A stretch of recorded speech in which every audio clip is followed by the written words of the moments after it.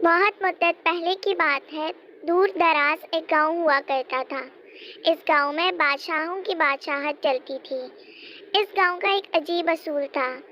गांव के लोग हर साल अपना बादशाह तब्दील करते थे।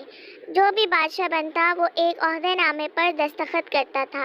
इसकी हुकूमत का एक साल मुकम्मल होने के बाद इसे ओहदे से दस्तबरदार हो जाएगा और इसे एक दूर दराज जजीरे पर छोड़ दिया जाएगा, जहाँ से वो कभी वापस नहीं आ सकेगा। इस तरह कई बादशाहों को बादशाहत मुकम्मल होने के बाद दूर दराज के जजीरों पर छोड़ दिया जाता था। गांव के लोग गांव के बादशाह का चुनाव गांव के बाहर के किसी इंसान को करते थे। पुराने बादशाह को जजीरे पर छोड़ के आते हुए उन्हें नए बादशाह की तलाश थी। वजीर को एक लड़का नजर आता है जो जंगल के पास ही रहता था और वो काफ़ी गरीब लड़का था। वजीर ने सोचा क्यों ना इसी को बादशाह बना लिया जाए। वजीर उस लड़के के पास जाता है और उससे बादशाह बनने की ख्वाहिश जाहिर करता है। लड़का ये सुन के बहुत हैरान होता है कि मैं एक गरीब लड़का किसी गांव का बादशाह कैसे बन सकता हूँ, लेकिन फिर वो वजीर को हामी भर देता है और उनके साथ उनके गांव चला जाता है। अगले ही रोज़ गांव में सभी लोगों को नए बादशाह के मिल जाने की खबर मिल जाती है और सभी को बादशाह की नई बादशाहत के लिए महल में बुलाया जाता है। सभी लोग ताजपोशी के लिए महल में जाते हैं और नए बादशाह को बादशाहत के तमाम असूल समझाए जाते हैं और उससे ओहदेनामे पर दस्तखत करवाया जाता है। नए बादशाह को उनका ये असूल अजीब लगता है, लेकिन फिल वक्त वो दस्तखत कर देता है। बादशाहत के 2-3 रोज़ बाद वो अपने सिपाहियों को बुलाकर उन्हें अपने मुंतखब करदा जजीरे पर ले जाने का हुक्म देता है। बादशाह के हुक्म का एहतराम करते हुए सिपाही बादशाह को अपने साथ जजीरे पर ले जाने को तैयार हो जाते हैं।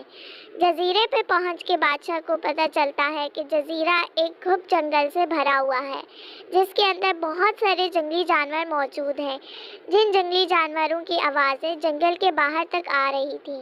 घर वापस जाकर बादशाह बहुत परेशान होता है और सोच में पड़ जाता है कि क्या किया जाए।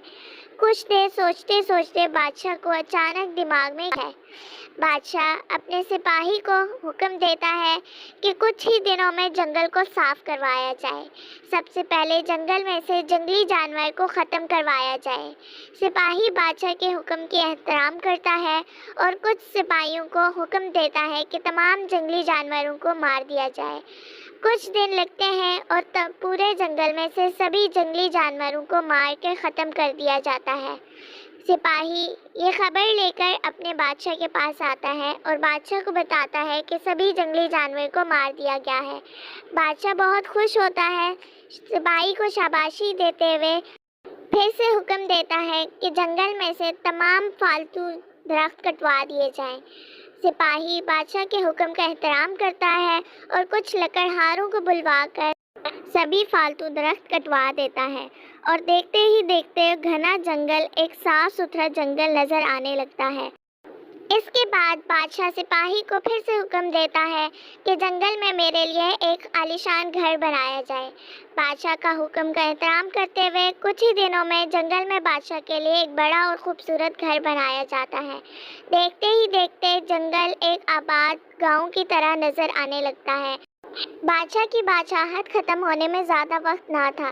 तब तक बादशाह ने अपने जजीरे को एक खूबसूरत गांव की तरह सजा दिया था। देखते ही देखते बादशाह की बादशाहत का दौर ख़त्म होने को आ गया। सभी लोग जमा हुए और बादशाह को अलविदा कहने लगे। बादशाह भी काफ़ी खुश नज़र आ रहा था। लोगों को समझ नहीं आ रहा था कि बादशाह इतने खुश क्यों हैं, क्योंकि इससे पहले जब भी बादशाह जाते थे तो वो अफसरदा होते थे और रो रहे थे। लोगों को समझ ना आया और आखिर लोगों ने बादशाह से पूछ लिया, आखिर आप इस कदर खुश क्यों हैं? अलविदाई वक्त पर बादशाह ने लोगों से कहा, जिस वक्त बाकी बादशाह महल की रंगीनियों में खोए हुए थे तो मैं उस वक्त अपने मुस्तकबिल के बारे में सोचता रहा। इसलिए मैंने इस जजीरे को ऐसा बना दिया है जहां मैं अब अपनी बाकी की ज़िंदगी आराम और सुकून से गुजार सकूंगा। ये सुन के सभी लोग बहुत हैरान हो जाते हैं और बादशाह की अक्लमंदी पे बहुत खुश होते हैं। वीडियो अच्छी लगी हो तो लाइक कीजिएगा।